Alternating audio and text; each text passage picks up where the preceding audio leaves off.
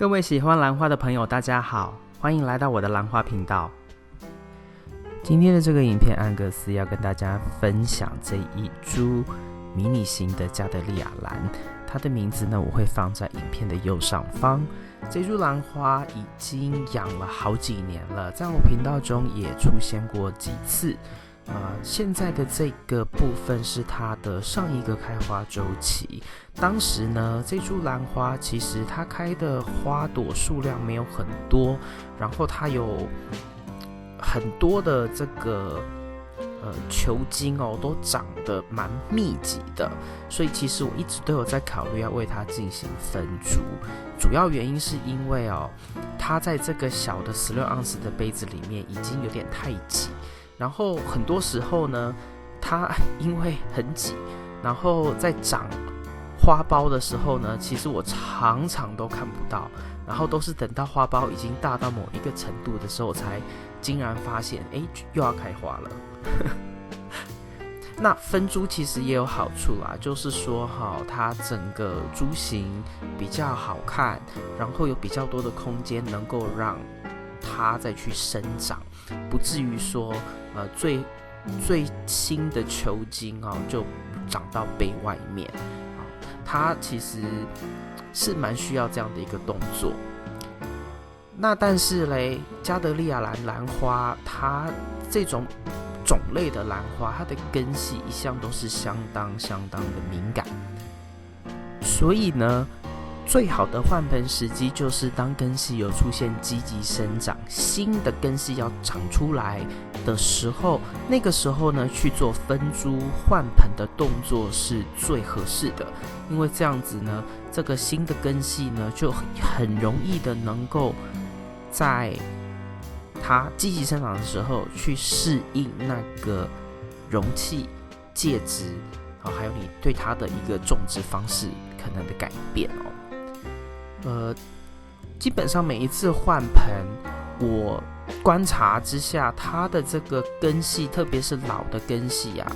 已经死掉的，我们当然是用剪刀把它修剪掉。但是还活着的根系，捏起来还硬硬的，里面还有东西的根系，其实在换盆过后，都还有可能会死掉，可能至少1/3。所以其实它能量的来源，吸收水分跟养分，其实就是靠这些新的根系。这也是为什么当根系在出现积极生长的时候，会是最好换盆的一个时机点。我自己也曾经尝试过，就是想要换盆的时候就对它进行换盆。那我发现的是即便是这些老的根系，你可能很小心了，它都还有可能会直接死给你看。所以如果没有积极生长的根系，就尽量不要去做变动，会比较合适。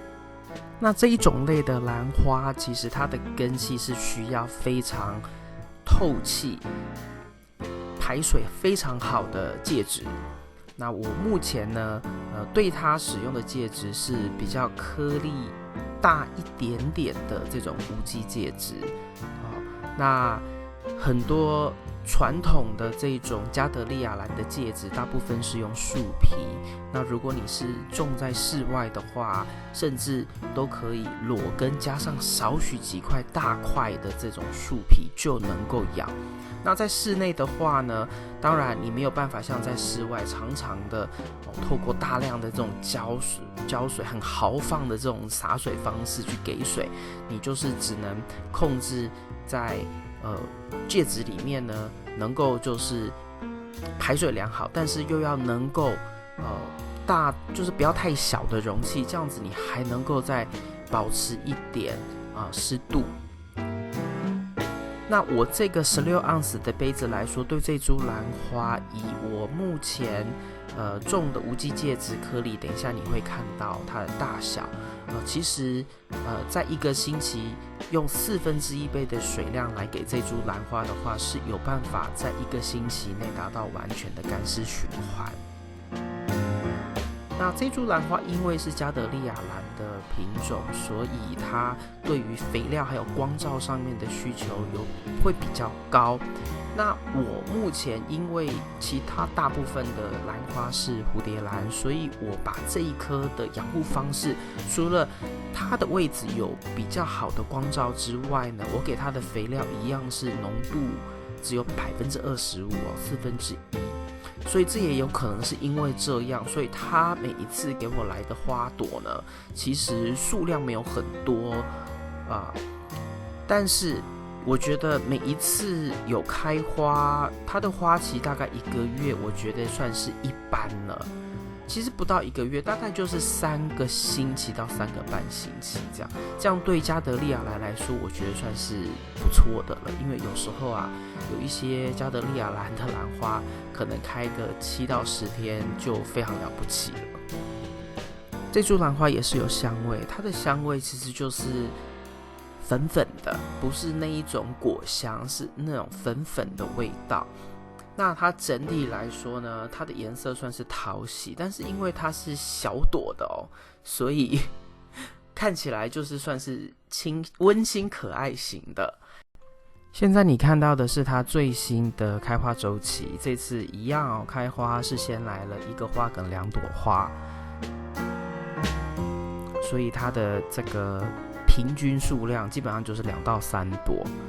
那一样在上一个开花周期结束，我虽然有在想要为它进行换盆，但其实我后来还是没有换，所以它又过了1个周期之后，还是种在原来的介质里面。但是你现在呢，接下来我们看到的影片片段，你会看到它介质里面的一些状况，你就会知道这株兰花其实它真的生命力蛮强的。然后在我这样子很懒惰的养护之下，它都还能够开花，所以也是算是兰花界里面的小强了吧。那接下来我们就来看一下它杯子里面的根系，其实根系算是相当的不错那虽然说我最上层有摆一些大颗粒的介质，但是呢，在杯子中间其实我放的小颗粒的还是居多，不过全部都是无机的介质。当时呢是用一个介质拌水羹的一个种植方式被那个杯底是无洞，然后排水孔是在侧边。那我当时种的时候呢，排水孔以下的部位是完全没有根系的，这些根系在排水孔以下是后来自己长进去的，所以我就比较不怕它会溃烂。那特别是我控制水量在1/4杯，所以1个礼拜做。本来以为这2朵花开完，应该这个开花周期就结束了，但殊不知它最后呢还是从另外一个地方长了另外一个花梗，然后开了2朵的花，所以这次周期给我4朵花。这一株迷你卡特兰加德利亚兰，我觉得算是表现达标了。以上就是今天为您带来的影片。如果你喜欢这个影片，请帮我在影片的下面点个赞。如果你要继续与我一起学习怎么养兰，别忘记订阅我的频道并打开通知铃铛。谢谢您的观赏，我们下次再见。